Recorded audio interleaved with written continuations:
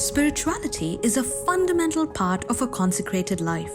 It includes common and individual prayer, singing, sacraments, retreats, spiritual reading, and direction. This is all a part of your inner spiritual life and identity. Living in God's presence is the foundation of your life as a religious sister.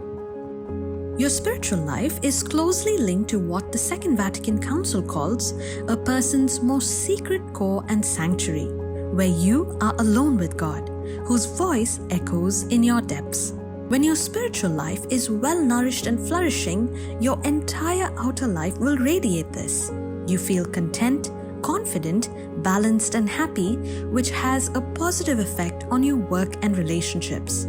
If, however, your spiritual life is poorly nourished, dehydrated, or constricted, it can reflect in feeling insecure, depressed, or scrupulous.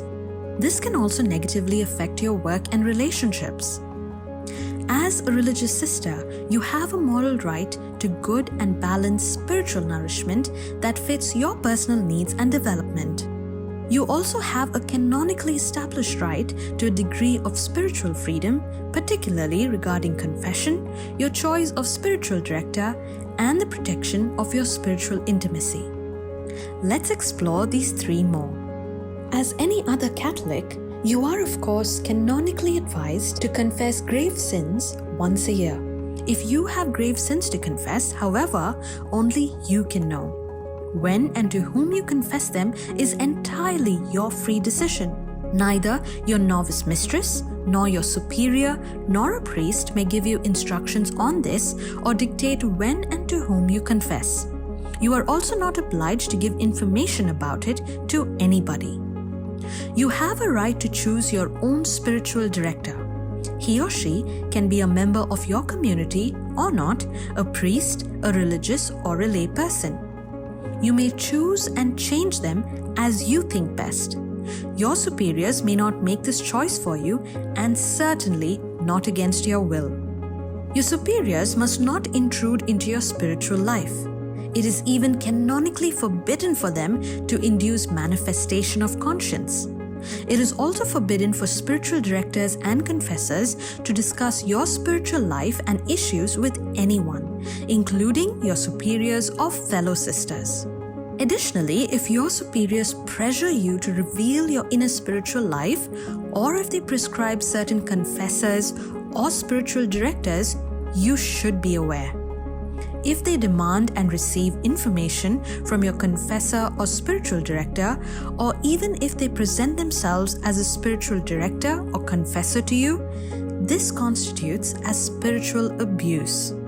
It violates canon law and is a red flag. Decisions of the superiors must always and only concern the external life of the community, such as apostolates and distribution of tasks. In these things, compromises must be found, and occasionally decisions must be made against the will of individuals. However, when it comes to your inner life, that is what you think and feel, your experience while praying, and how you perceive God and His will in your heart, even your spiritual director cannot decide these things nor demand submission from you. It is because your superiors have external authority over you that canon law forbids them to have a say in your spiritual life, and instead demands a strict separation of external and internal spheres. There must occasionally be obedience in one, however, freedom must reign in the other. Without freedom, there is no spiritual life, and without a spiritual life, religious life is meaningless. Your community should be a place of spiritually nourished sisters with whom you can pray and be spiritually inspired, while still having your spiritual intimacy and personal choices respected.